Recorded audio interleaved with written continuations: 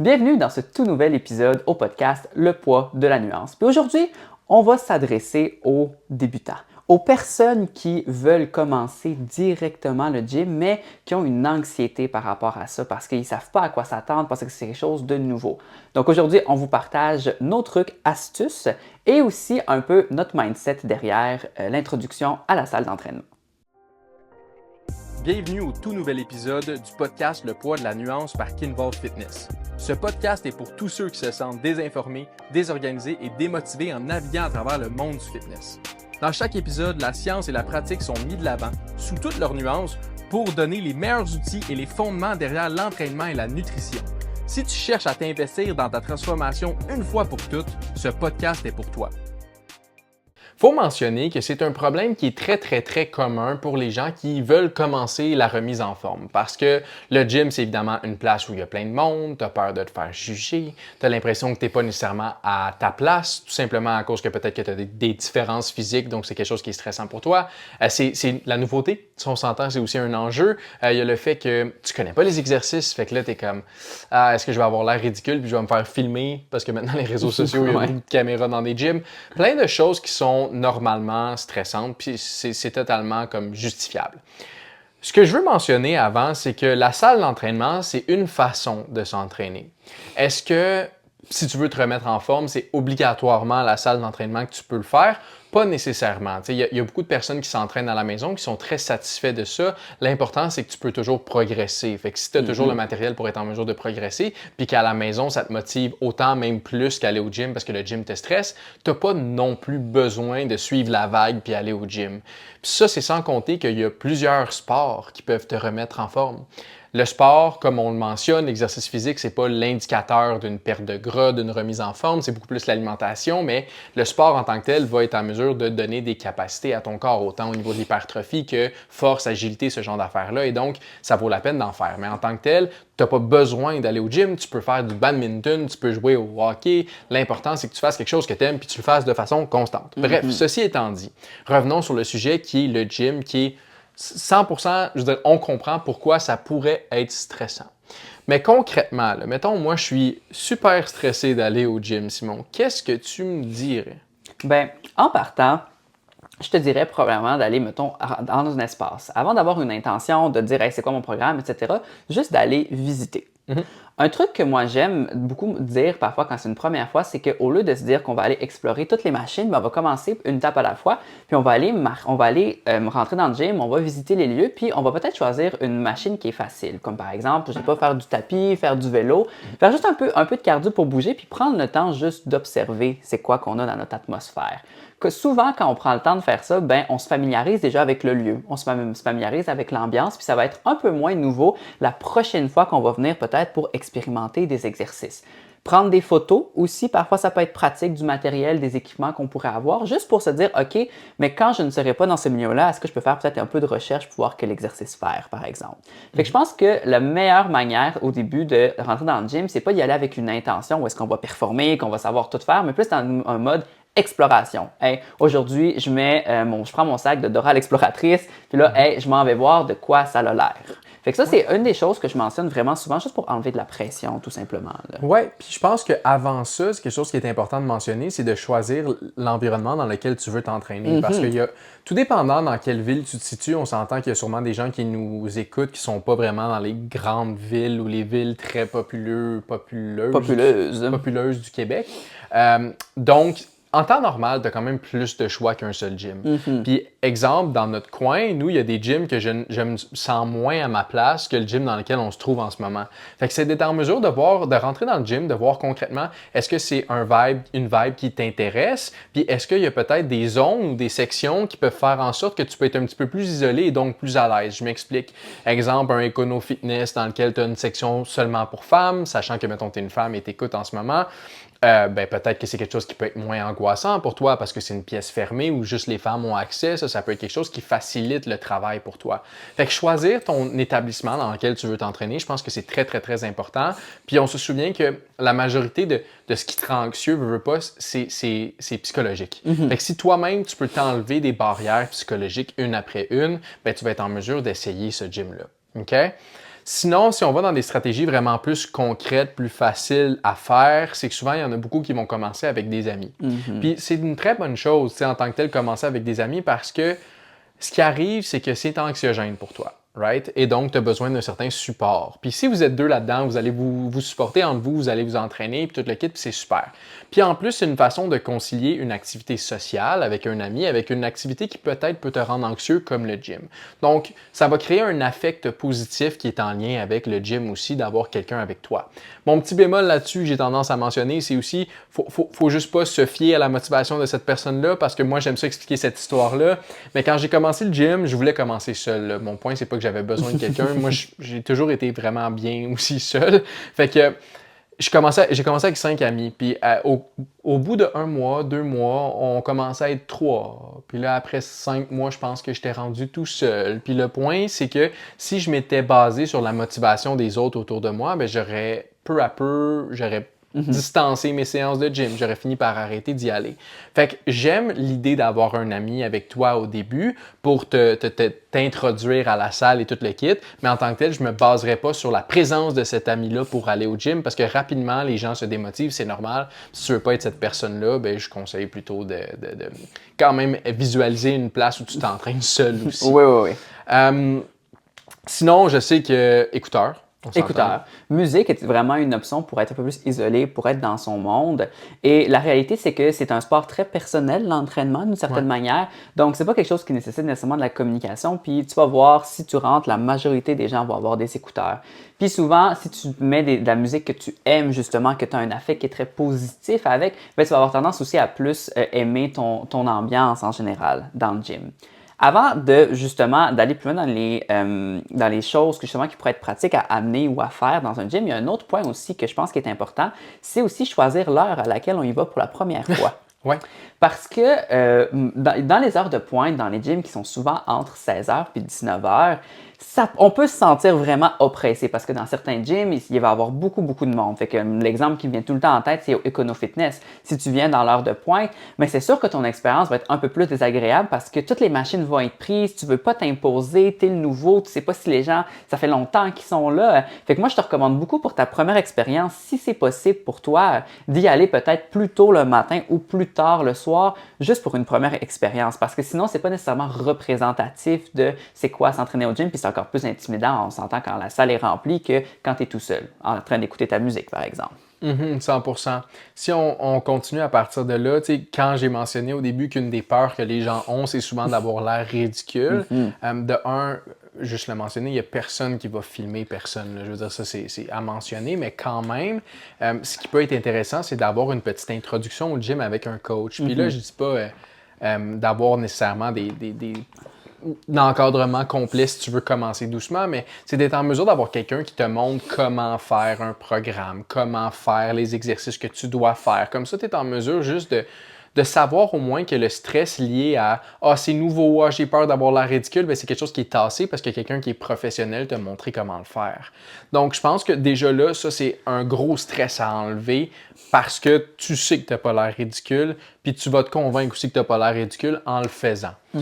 Puis, la réalité là-dedans, c'est que je pense qu'il y a beaucoup des trucs à donner au niveau de la salle d'entraînement qui sont des trucs mindset.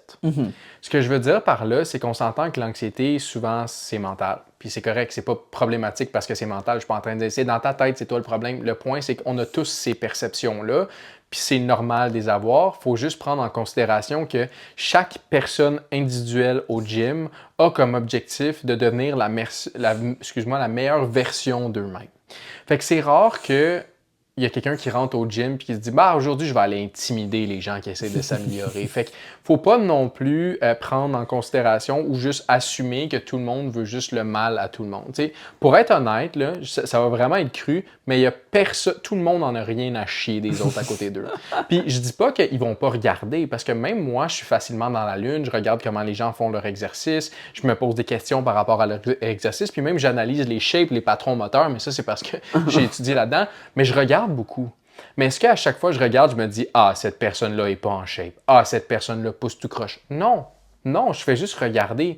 C'est que souvent, on a tendance à associer notre propre perception de nous-mêmes à comment les gens nous regardent. Donc, si, mettons, moi, j'ai l'impression qu'aujourd'hui, je suis pas en shape puis je me sens comme dégueu ou whatever, je vais avoir l'impression que tout le monde me regarde parce que je me sens dégueu puis je suis pas en shape.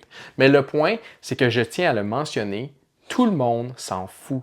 Parce qu'il y a une chose que les gens aiment plus que tout au monde, c'est leur propre nom, c'est eux-mêmes. Ils vont faire leurs affaires, puis most likely qu'ils vont être en train de flexer dans le miroir en se regardant eux-mêmes. Mais je comprends à 100% que ce soit quelque chose qui soit anxiogène au début, le gym. Mais en tant que tel, c'est juste... Je veux dire, tout le monde se regarde, tout le monde veut être meilleur. Puis en temps normal, c'est rare les gens qui vont pas encourager les nouveaux aussi. Ouais. Avant qu'on continue, j'ai un petit service à te demander. Si tu aimes ce genre de contenu, laisse un like ou un 5 étoiles, puis partage avec un ami qui pourrait bénéficier de ce genre d'informations-là. Qui sait, tu pourrais peut-être nous aider à remplir notre mission de rattraper les erreurs du fitness une personne à la fois. Tout le monde a commencé à quelque part. Il n'y a pas personne qui est rentré dans un gym pour la première fois puis il savait exactement comment toutes les machines fonctionnaient. On a tous commencé à quelque part, puis d'une certaine manière, maintenant, on peut trouver de l'assistance un peu partout. C'est en ligne, on peut voir des vidéos, en ligne, on peut justement trouver des personnes qu'on connecte, on peut même trouver des programmes pour commencer. Et l'esprit puis le mindset justement des gens qui sont au gym, c'est justement la croissance personnelle, puis ils ont tous commencé à quelque part à ne pas savoir qu'est-ce qu'il allait faire. Comme Jay disait, lui, il a commencé avec un ami. Ben, avec des amis, en fait, une gang d'amis. Fait que c'est ça qui l'a amené à ça. Il y a des personnes que c'est les parents qui ont poussé. Il y a des personnes qui se sont dit, ben moi, c'est quelque chose que j'ai vu que mon influenceur préféré faisait. Fait que je me suis initié à ça. Mais tout le monde est parti à un niveau qui était très faible, puis ils ont gagné de l'expérience. Une chose aussi qui peut être un peu envahissante, en fait, j'ai envie de dire overwhelming, mais en français, j'ai pas le bon équivalent, qui peut mettre beaucoup de pression, en fait, dans le fond, c'est le fait de vouloir faire trop de choses quand on commence. Moi, ce que j'aime dire quand on commence, c'est vraiment d'y aller simple, de choisir 5 à 6 exercices qu'on a vus ou qu'on trouve qui sont intéressants, qu'on a vus. Ça peut être les exercices favoris de notre influenceur préféré, là. Puis juste commencer avec ces 5 exercices-là. On n'a pas besoin de connaître toutes les machines au début. On n'a pas besoin de connaître toutes les haltères, comment les positions des coudes puis des bras. Juste de commencer, puis au début d'y aller vraiment, hey, OK, je connais mes 5 exercices, j'en explore une nouvelle. Ah, j'en ai vu un autre, je prends une petite photo, ah, je vais voir qu'est-ce que je peux faire avec ça.